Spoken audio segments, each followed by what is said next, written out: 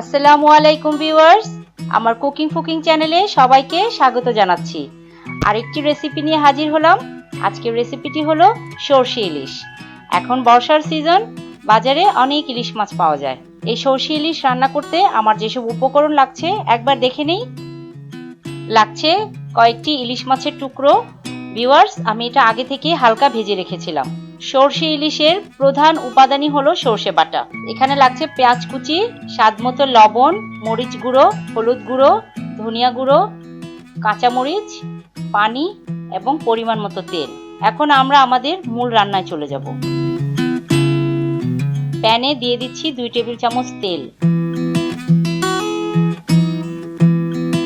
দিয়ে দিচ্ছি half cup পেঁয়াজ কুচি।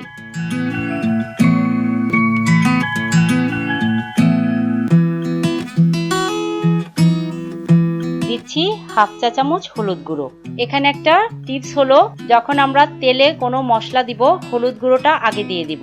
এতে করে হলুদের রংটা ভালো আসে এবং পরিমাণে বেশি হলেও হলুদের তীব্র গন্ধটা থাকবে না। এখন দিয়ে দিচ্ছি হাফ কাপ সরষে বাটা।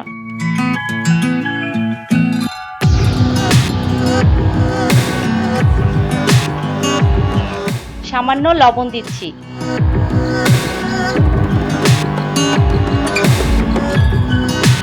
সাথে দিয়ে দিচ্ছি সামান্য পানি।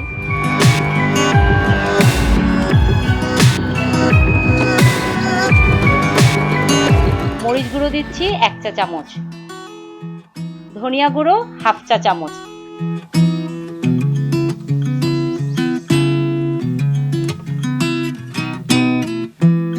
আবারও সামান্য পানি দিয়ে দিচ্ছি। এখানে আমি 3 টেবিল চামচ পানি ইউজ করেছি। নেড়েচেড়ে ঢাকা দিয়ে দিব 1-2 মিনিটের জন্য।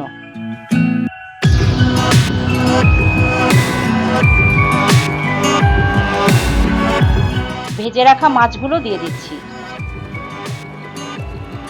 আমি আর কোনো পানি অ্যাড করব না। আবারও 5 মিনিট ঢাকা দিয়ে রেখে দিব।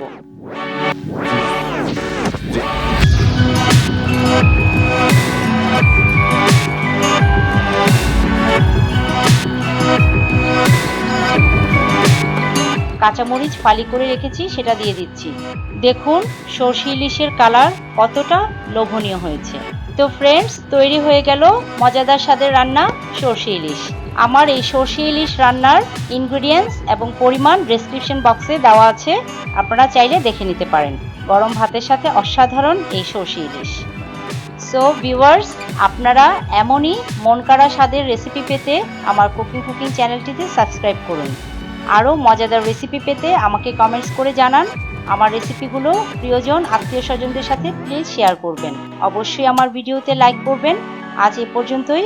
সবাই ভালো থাকবেন, সুস্থ থাকবেন। আল্লাহ হাফেজ।